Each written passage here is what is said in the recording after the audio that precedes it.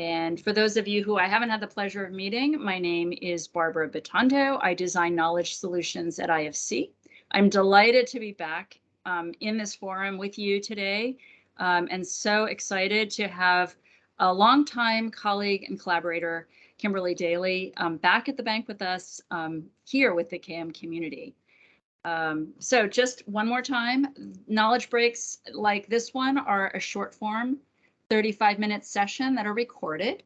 So you'll stay muted and engage in the chat. Kimberly will deliver a 10-minute lightning talk, during which time you'll have prompts to share your insights in the chat. And you'll also be able to ask questions throughout her 10-minute presentation as they come to you. When she's done, I'm going to field a couple probing questions her way, and then also harvest questions from the chat and try to answer as many as possible. I'll be dropping all kinds of information in the chat as we go, and I hope to see you there too. So now let me spotlight and introduce today's speaker and also turn on the recording. It's on. Thank you, Nisham. Spotlight Kimberly. Spotlight for everyone. Okay, great. Spotlight for everyone. So Kimberly and I crossed paths at least a decade ago at the World Bank, where she's delivered a number of programs, mostly in the DEI space. And when her book came out earlier this year about creative tips and tricks based in data, I said, oh gosh, this is somebody I want to spend some more time with. And I bet that there are other members of our KM&L community who would benefit and be interested as well. So now, for those of you who don't know Kimberly Dailey, she's an organizational development specialist. She's been helping teams bring clarity and focus and alignment to their diverse teams for 30+ years. She combines her expertise in business, leadership development, diversity, theater, and systems analysis to help groups confidently tackle what's next on their horizon with confidence. And as you all know, because we all work in knowledge transfer, that in order to competently tackle what's next, knowledge management and transfer are essential. And we can use purposeful creativity to get to the heart of the matter faster. So that's why I was particularly interested in Kimberly's book called Purposeful Creativity Methods, Building Insight and Connections in Business and Communities. And I've asked her to come here today to share 3 of her top tricks and to provide the neurological research on how to unlock bias and create rich relationships between diverse audiences. So that's what she's going to do today. I'll drop a few links in the chat for you to follow along in case you're just catching up on what PCMs are and who Kimberly is. And so without further ado, Kimberly, I hand it over to you. All right, Barbara. Hi, everybody. I am so excited to be back with you. Being back in the space with the World Bank is truly invigorating. It's probably the best word for me to express that. The fact is, when I, as you heard Barbara share, I've been sort of doing professional development, working with groups for a long period of time, 30 years. Woo, we all get a little older, don't we? And part of what I started to do about 5 years ago was to truly try to understand the mystery. What was I doing that seemed to be working well, and why was it working well? So I went on this sort of, trying to map out my own knowledge, my own understanding, my own methodology. And what I discovered in that process is that there were certain conditions by which people truly, in my particular work, were learning, absorbing, and acting on the knowledge that I was providing, that there were certain things I was doing consistently. So I needed to figure out what those things were. And so I started a research process. And as I went into that research process, what came out of that is this idea that there's something called methods. They're purposeful creativity methods. And that's what I want to share with you is actually, as we talk about the tips and techniques, there are certain techniques that I've learned. And you probably are already doing some of these techniques, right? I might be doing them slightly differently, but there are certain techniques. So there's the actual doing. But what this talk is going to say, I'm going to give you the tips, but I'm going to give you even better. I'm going to give you why the tips work. right? This, what you're seeing is the PCM principles, right? Which we call are the foundations by which any of the techniques we might do, you might do, are functional. And they're 10, and we have 10 minutes, so we're not going to go through them all. What we're going to do is focus on 3 of them. We're going to focus one on novelty. Why is novelty so important when we talk about long-term retention and motivation around learning something? The second one, oops, let me go back a little bit. The second one we're going to look at for a second is brains like what's most relevant. So how do you do that? Why do you do that? And the third one we're going to bounce in at the end of our time together is how do we really think about more associations in our learning? And as I say this, you all are already doing amazing work. I know you are. So I'm going to ask you to put your awareness on throughout the time here in the chat, with your mind, get a piece of paper, whatever that looks like for you to start to really make this conscious. What already are some of the conditions by which people are learning, absorbing, and acting on the knowledge you're already transferring to them? What are those conditions that you're already utilizing? That's the journey I want you to get on just with a couple minutes here. So let's get into this first condition that I'm talking about, the first principle. Novelty increases long-term retention. Okay, this happens to be one of my favorites. Right? Again, what I told you was I was doing all this good stuff, and then I had to go back and understand why was this working. And when we talk about the brain, there's something called the dopamine. I think we've all heard dopamine, right? There's something called the dopamine system. Why is that important to understand? Because as our brains in what's called the SNTV, right, which is this part of our brains that likes novelty, that likes excitement, that likes anticipation, right? Dopamine, when it's released, actually is the reward hormone. It rewards you for doing something. So why is that important? Because as we get rewarded for doing something, we are motivated to do something. All right, let's think of those connections. Motivated, excited, action. Starbucks knows this, everybody. All right. If you don't have a cup in front of you, or if you, the point is when they use this reward system called the STAR system in 2018, they put this thing into action, which means every time you get a Starbucks coffee cup, you get a little bit of a star, right? Here's the deal. This increased their, what they're actually attributing this to is that it was a 17% increase in their customer base. Just why? Because they were getting rewarded. Because there was something exciting about, oh my gosh, I got a star on my cup. Oh my gosh, let me come back. All right, let's not even talk about the caffeine, but let's just talk about the method of the excitement of the actual star.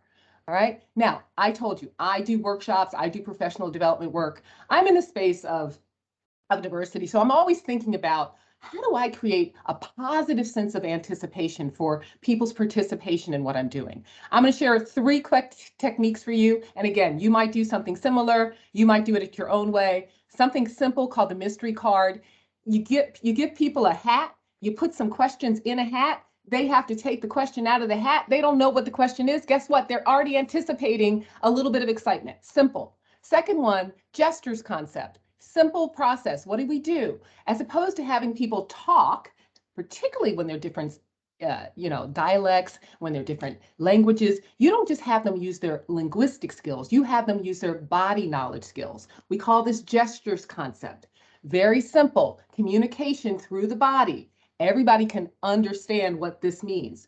Works all the time. The third one is called the crowd, everybody. Simple. What this looks like, sometimes people call this the speed dating rule. The point is you intentionally connect people across different experiences together, but you switch them quickly. All they have is like 30 seconds or a minute or something. Connect, ask a question, and then move to the next person. It's a crowd process. What does that do? It increases the anticipation, the excitement. Oh, am I going to get that person? Am I going to get this other person? Right? 3 little quick techniques. You probably have your own. So if you aren't thinking about them yet, in the chat, go ahead and put some ideas. How are you already? What are you thinking about? How do you start to really take advantage of this amazing part of the brain called the novelty center? All right, share some ideas. We'll come back to that in a minute. Let's go to the next one. All right, this is funny. It's interesting. The brains remember what's most relevant. All right, we know this, but let's just kind of really focus.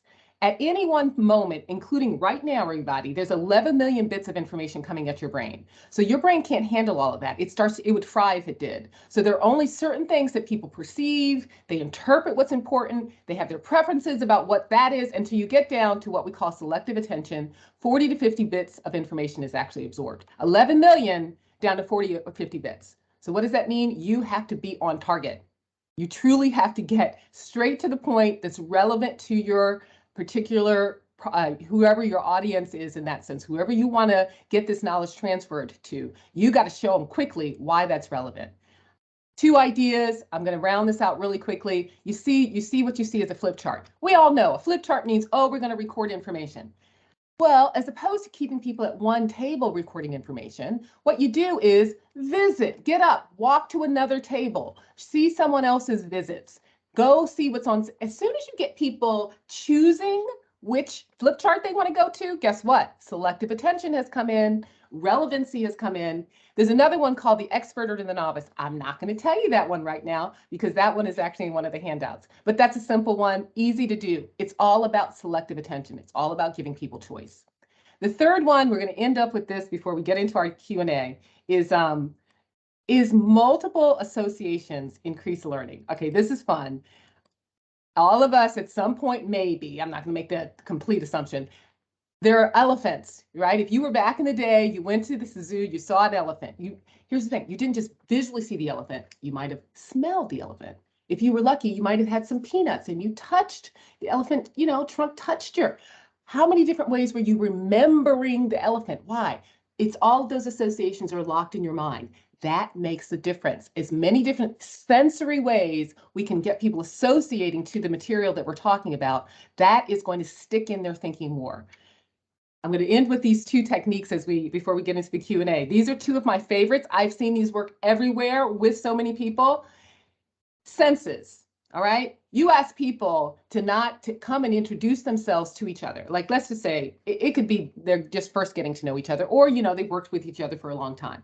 You give them a question, you ask them like, so if you were going to describe how you're feeling this morning, choose an object from around that's on your desk.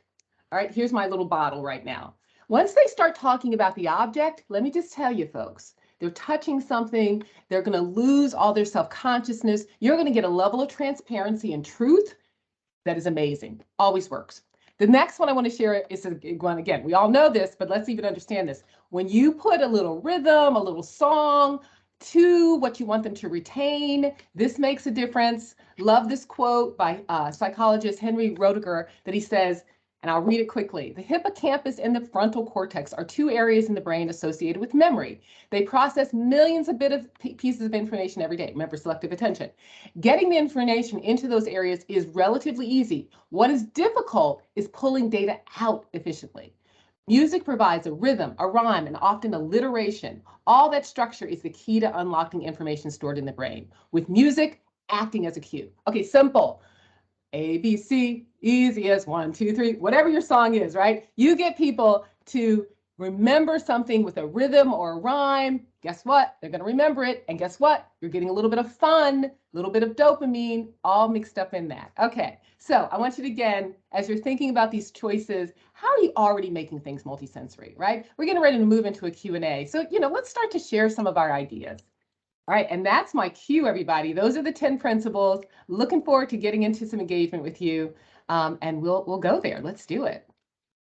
Oh, Kimberly, thank you so much for those 3 principles, which I hope Emily will put in the chat for us because I've already forgotten the first one and I can't be the only one. So before we sort of go into all of the things, I just have a couple questions that I prepared for today. The first one has been, I know you've been using creative methods for a long time. Now you've got the research behind it. Can you give an example of one of your biggest successes using PCMs? Yeah, Barbara, thank you so much for that. I mean, what I've seen is how simple it is for people. So let me just say, one of my, over the last 2 years since, COVID came in, I've been doing a lot of virtual work and working with executive teams. I'm talking presidents of organizations on down. I have something called the visual journey map. When people start, again, not just talking to each other, when they start actually drawing, because you actually have them draw out what their storyline is. That process, I'm telling you, it has rocked a whole organization, executive team of the 650 people. They talk about the visual journey map. They share the visual journey maps. They've extended it throughout their whole teams. What's happening? A new community of authenticity and transparency is happening. It's one of my favorites, and it's going all over the place. So Yes, diverse thinking and differences of opinion really are sometimes hard to navigate, but essential for solving unexpected and emerging challenges. So yes, definitely can see how that could work. You know, a lot of times I've come up against pushback. You know, oh, Barbara, you're just doing creativity for creativity's sake, or we don't have time for that. The agenda's too packed. How do you deal in your context with groups that want what you have to offer, but want to cut corners when it comes to doing all the things? okay, perfect, Barbara. That's why I wrote the book. I just will say, because how to have the business language, the purpose, right, behind why are you using creativity. I go into a little bit of all the research. Like, I'm not trying to argue it. I'm trying to actually say that you really want to, if you want to have a culture where people are risk taking, where people are willing to give their true perspective, then guess what? You got to create a foundation of trust, which means that you got to get people less self-conscious, which means that that's going to start a level of vulnerability and sharing. Like, I have a little quick language, but again, what we understand is that if we want to create more problem solving, more investment, more engagement, then you've got to first lay that foundation of belonging, right? And purposeful creativity methods, or whatever term you might use around that, is the perfect, easy entry into creating that kind of atmosphere. So I know it can be successful. You and I share a lot of, fascination with research, and also, endless testing of new ideas and stuff. Yeah. And we also know that not everything works all the time. So can you go into a little bit from your own experience about what are some of the hardest elements, or what are some of the challenges you faced with implementing positive, purposeful creativity? There's the technique, there's the art and the science behind anything, right? So one of the things I have to be conscious of is going back to how do I meet the audience where they are and what they need, right? And I do have an experience where one time, here's the story. I asked people I was trying to be super creative. I was like, well, you should exchange shoes between each other and then find out whose shoes are whose shoes. Okay, the point is, people don't like to touch each other's shoes. No one wants each other's shoes to be touched. No one wants to look at each other's lower regions. It's not good in a professional environment, right? So I don't use that technique anymore. Now I understand why it didn't work, right? So this is how I understand now when I think about the level of risk that I'm asking someone to do, or a group to do. I pre-assess the group based on that, right? And I do have in my process, there's some easier sort of buildups, and then there's some that demand a little bit more connection before it's safe for people to do. So you have to approximate that and think that through. Okay, so no shoes, everybody. Let's talk about measuring success. Let's not measure failure. Let's measure success. So what are some of your KPIs? How are you measuring impact? Yeah, thank you. I mean, we're taking it seriously over in where we're working. We have some pretty intense evaluation process. So just to say, one process we use, which most people use, right, is some level of after a workshop, 1 to 5, what was your experience?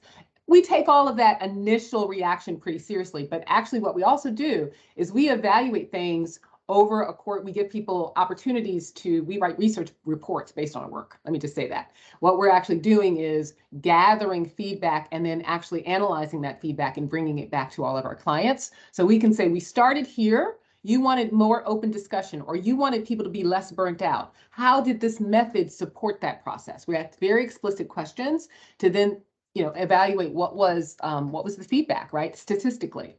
And the good news is, we're seeing positive results back from that. So actually, now I'd say qualitative and quantitative. Let me just make those distinctions. There is obviously a constant kind of, what are we hearing? What's the buzz about the work we're doing with our clients? And we tend to, not do what we call one-offs. We tend to come back over time. So what's the buzz, right? We're staying in tune with that, but we're also actually statistically giving quantitative info. So both and. Okay, so you went over making things sensory. You talked about extending the forgetting curve through using novelty, and you talked about self-selection to Yes, there it is. create relevancy. So those are 3 of 10. Can you tell me one more? Just, share another. Oh, you're gonna challenge me. Yeah, sure. Yeah. Okay, my other one is that stress doesn't work, right? Meaning that and this kind of gets back to the dopamine, but in a slightly different, novelty is the dopamine part of this. But cortisol increases people's stress, right? And as soon as you're increasing people's stress, you're not increasing their ability to be creative or mentally present, right? They quickly get to what we call hypo reactivity. So a little bit of that process. So how do you reduce the stress, right? And how do you, as a presenter or a knowledge transfer person, all right, create that environment from the beginning, which feels, and I don't want to just say informal, because obviously there's a level of professionalism that people are always needing to, depending on the group and depending on all those processes. But you really do want to think about, how do you reduce the cortisol? What are you doing? That's the principle behind what I'm talking about. The principle is, how do you reduce the cortisol in a group environment, right? And usually always that starts with you, right? You're the instrument, right? You're the person that can share a personal story. You're the person that literally smiles. You're the person that, does something and sort of creates what we know about research around even presenters around this is that people more relate to warmth than they do competency, right? And a lot of times we get caught up in our competency, but we're not warm. So all of that ability to think about how do you reduce the cortisol makes a difference. So before I go to the great questions that are coming in the chat, so thank you everybody, Galen, Susie, Magda, and Jeanette, I see your questions. I've got one more for you, Kimberly, of my own, and it should reduce the cortisol because we've already talked about it quite a bit, which has to do with hybrid work and how you do positive, purposeful creativity methodologies across platforms. Now, we've done a little bit here, but can you just take us through some of your winning strategies for hybrid and purposeful creativity? Yeah. Okay. So, my business started like coming out of COVID, like, oh my God, I'm usually in person with people. How do I innovate to go?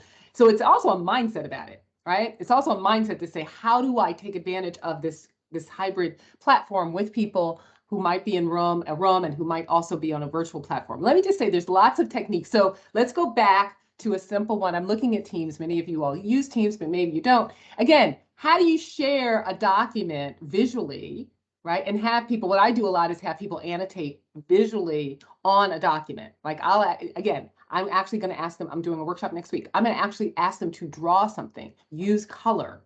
Don't just say what you're thinking. Use color visually on the screen and co-create something together, right? Already, you're shifting the uniqueness of the particular platform. Already, you're engaging them together. Already, you're using multisensory, right? So that's one way again.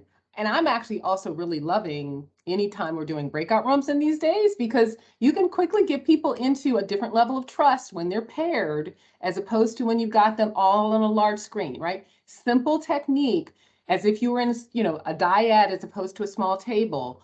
All of that, again, the principle behind that, creating that sense of connection, is what these kind of platforms are offering creatively. But you got to think about, again, and I'm sharing some ideas with you, but it's the principle behind it that'll also take you to newer ways. I had one of the people that work for us, and the point about this, she did something I'd never done, right? She did it her way. She knew the principle, so she created a new way to get people engaged across this, separateness. So that is a great segue. It did. Thank you. This is a great segue to a question Jeanette asked about 10 minutes ago, which is relevant to many of us. So at the World Bank Group, there are a lot of embedded KM officers and learning specialists and stuff who work again and again with the same groups, who are designing again and again for the same groups. How do you continue to infuse novelty and innovation in creating effective creative solutions when you're with the same group all the time? I love that question. Thank you so much. I mean, you're talking about it through your lens. I often say that people don't come to diversity experiences tabula rasa. Like they're already having some preset perspective on something.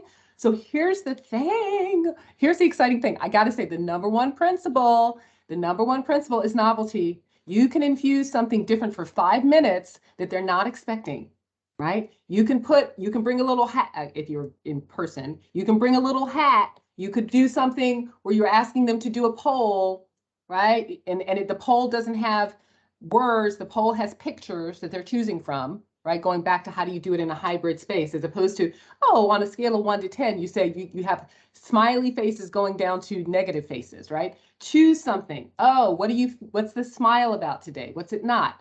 Right? That again, as soon as you're kind of tweaking things so that it seems different to people, something new opens up in their experiences. And of course, matching people differently, going back to, again, how do you get people into small tasks in a way that they're unused to? The crowd, when I was telling the crowd technique, you're intentionally matching people up differently in short periods of time. That's the key, right? You want to build that relationship through really things they can do quickly and easily. So it might be one question that they're answering with each other, and then they're moving to another person for 3 minutes, right? Something small, something that creates, again, opening up those kind of set relationships will also shift stuff.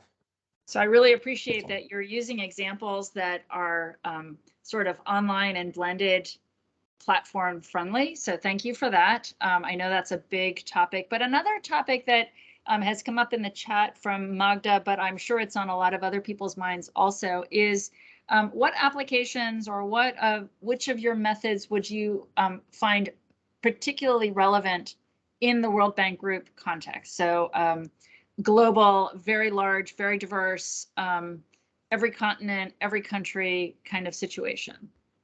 Yeah, folks, 2013, which feels like forever ago, is one of the places when I first entered the World Bank, and I was brought in because, the issues were, how do we get people across multiple, again, backgrounds, ethnicities, races, genders, identities, safe to share with each other and build connection? How do we do that, right? And the core thing that we came in and did and got evaluated with some positive evaluations was we took the words away. We took the words away. And what I mean that, so when I was sharing the gestures as something that you can do, right? We do a whole kind of theater thing called playback theater, which I mentioned a little bit technique-wise in the book. But the idea is how do you use something, and here's the thinking behind it. How do you use something as a projection screen that people are not talking, they're talking about something, right?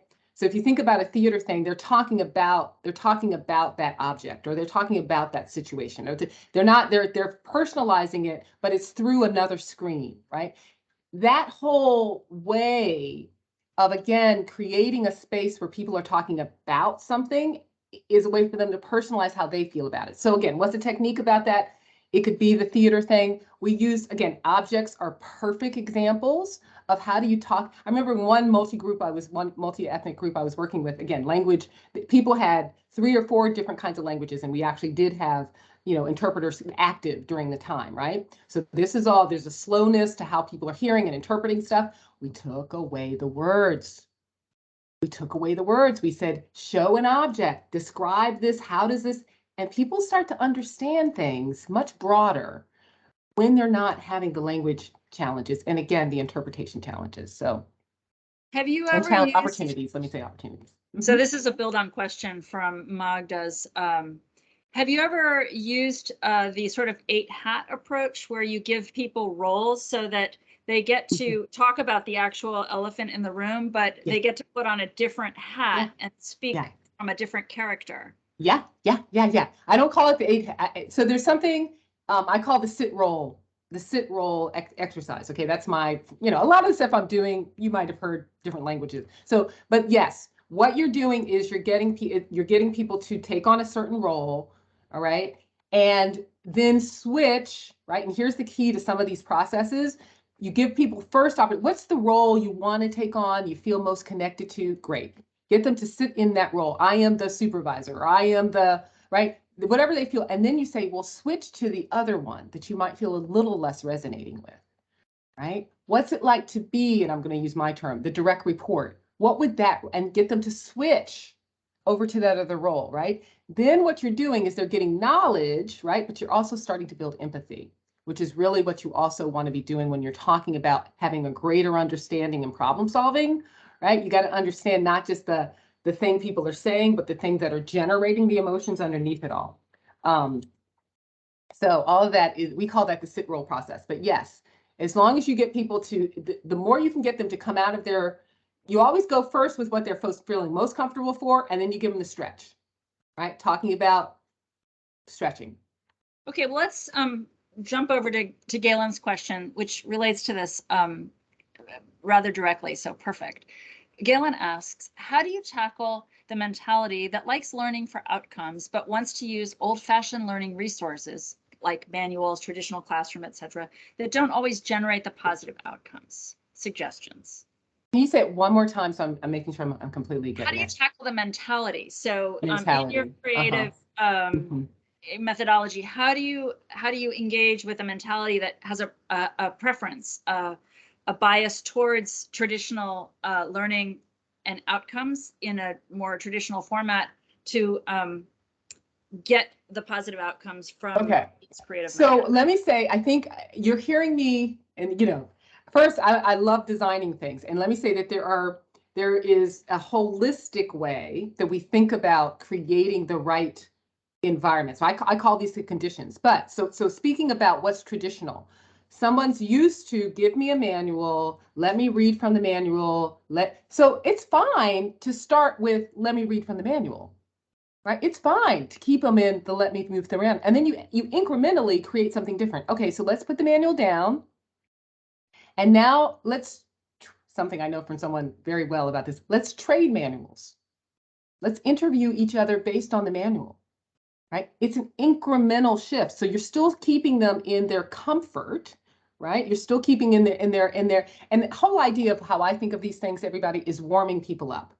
So even though I say, okay, we want to give uniqueness, we're not there to shock them, right? We're there to be sensitive to getting them excited about the shift, right? So incremental change is part of what you're going to do. And again, people need the traditional knowledge transfer, right? So when I say this, why did I say I do all this neurocognitive stuff? Because people need some research studies to believe this stuff is real. They need some stuff that sort of validates all that. You need to satisfy that knowledge understanding part. It's not irrelevant. It's just not all that's really going to move them forward, right? So you want to enter in and then broaden how they're absorbing the information. That's again what we believe in when we're talking about multisensory. How do you broaden it? So hopefully that kind of sparks some thoughts on that. So we're about a minute and a half out from our closing, and I want to give you the opportunity to add any last comments. And I also want to make a couple announcements to the group. First of all, there have been great questions in the chat, and you'll see that there's a form that you can fill out to suggest knowledge breaks. I know that there are a couple more lined up this summer, so stay tuned for those. And the handouts that circulated yesterday will be posted along with the recording for this session for you across platforms and in the standard stream channel. So share it with your friends, let everybody know. I don't have copies of the book for everyone, but I do have a couple valuable handouts. So definitely you'll want to check those out. And Kimberly, I'll hand it over to you for last parting words, suggestions, recommendations. Okay, last thoughts for you all. I love it. Thank you so much. I saw some of those questions like, this is the kind of group I love chatting with about this. Here's the thing I want to say is that there's the principle of living it yourself, right? Living it yourself and trying on some ways that might be. I wrote an article one time about learning on the risks, learning in the risk factor, meaning that if I'm a facilitator, a transfer, a person educator, I got to learn how to be uncomfortable, right? Because it's in the newness that I'm going to impart that same motivation into people. So how do I get there? I was testing this idea out with my husband just the other day, right? I was like, okay, here you go. I think this is a good idea. So I was practicing, right? Practicing how I could do it and practicing my own discomfort. So that's my gift to you all. Try some of this. and Try it it. on. Get uncomfortable. Try it on. Try it on. Try it on. Absolutely. Like having a coat. Is it the right shape? And then you shape, you change it. All right. Look, Kimberly, we're out of time. It's great to see you again. Thank you so much for Thank joining us you. on Friday morning. And everybody in the audience, it's great to thank see you. you. I'm looking forward to our next time together later this month or in early August. Take care. Bye-bye. Bye, everybody.